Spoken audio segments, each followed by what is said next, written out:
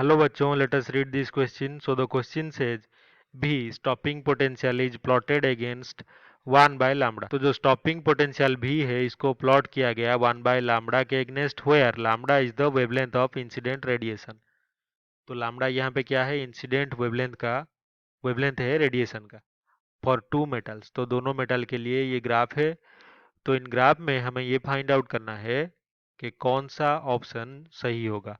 Metal 1 may be gold and metal 2 may be cesium, या फिर theta 1 is greater than theta 2 if metal 1 is gold and metal 2 is cesium, या फिर theta 1 is equal to theta 2। तो दोनों जो angle हैं theta 1 theta 2 same होंगे, या फिर theta 1 greater than theta 2 if metal 1 and metal 2 are gold and copper respectively। तो इस क्वेश्चन को सॉल्व करने के लिए जो हमारा की कॉन्सेप्ट है, और ये कॉन्सेप्ट बहुत ही इंपॉर्टेंट है, ये क्या है हमारा फोटो इलेक्ट्रिक इक्वेशन। तो फोटो इलेक्ट्रिक इक्वेशन हम यहाँ पे यूज करेंगे जो कि फोटो इलेक्ट्रिक इफेक्ट को एक्सप्लेन करता है। तो हम लिख सकते हैं कि जो इंसिडेंट लाइट है उसका energy h c by lambda अगर हुआ तो ये इज इक्वल्स टू हमेशा होता है work function of metal phi naught plus e into stopping potential भी।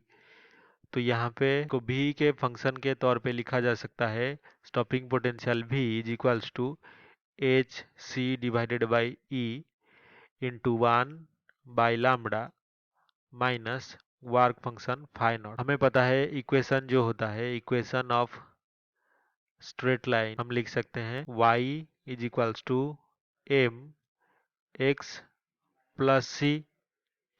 तो अभी अगर कंपेयर करें m से एच सी बाई को तो दोनों इक्वल होंगे। तो यानी कि m इज इक्वल्स टू हो जाएगा H C by E.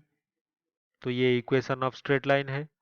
Work function किसी भी मेटल के लिए कांस्टेंट रहता है। तो हमें पता है कि जो m है वो क्या है, स्लोप है, स्लोप ऑफ स्ट्रेट लाइन। तो स्ट्रेट लाइन का ये स्लोप होगा। अगर स्लोप स्ट्रेट लाइन का सेम हुआ या फिर कांस्टेंट हुआ, क्योंकि h जो है वो प्लैंक्स कांस्टेंट है, c भी वेलोसिटी ऑफ लाइट कांस्टेंट है और e भी कांस्टेंट है, ये तो सारे टर्म कांस्टेंट हो गए।